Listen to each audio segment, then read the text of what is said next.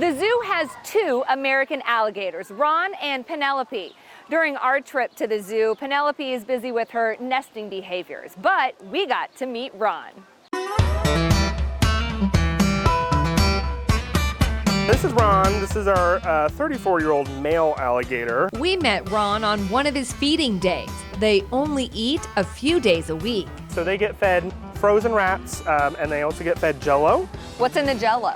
Jell-O, which is unflavored. Okay. Unflavored, plain Jell-O. So crocodilians or alligators can get overweight in captivity, so it's just as a filler. And they also get these specialized crocodilian biscuits that are made specifically for crocodiles, alligators in general. It has all the nutrients, basically like a Flintstones vitamin. What's the method in feeding Ron here? So alligators, whenever they go to eat, they launch from side to side.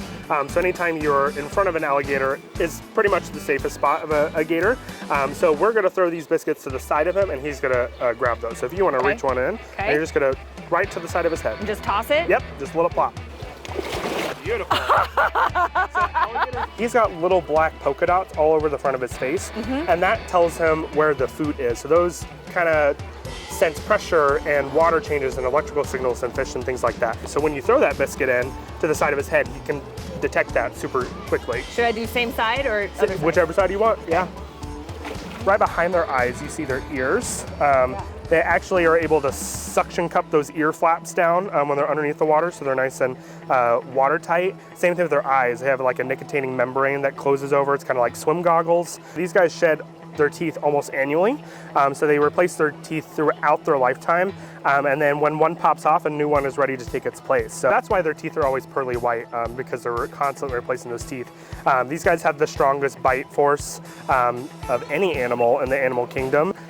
These guys are trained to open up their mouths, and then Ron is actually trained to do an eye wash behavior. American alligators can get up to 18 feet. Ron here is about 9. These guys mostly use their tail to swim.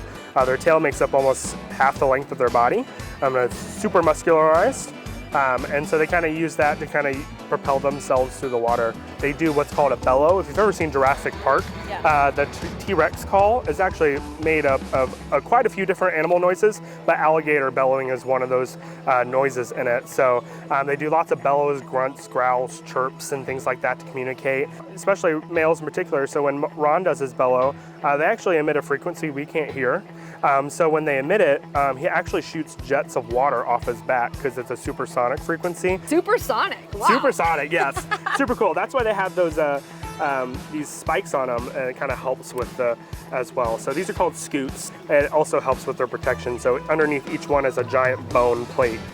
So these guys are heavily armored. A lot of people just underestimate, how smart these guys are. There's always that common myth of you run in a zigzag pattern to get away from an alligator crocodile. That is false. Run in a straight line. So these guys can move pretty fast when they're really motivated. So, and they are an apex predator for a reason. They are an ambush predator. So you may think they're slow, but they have a lot of power behind them.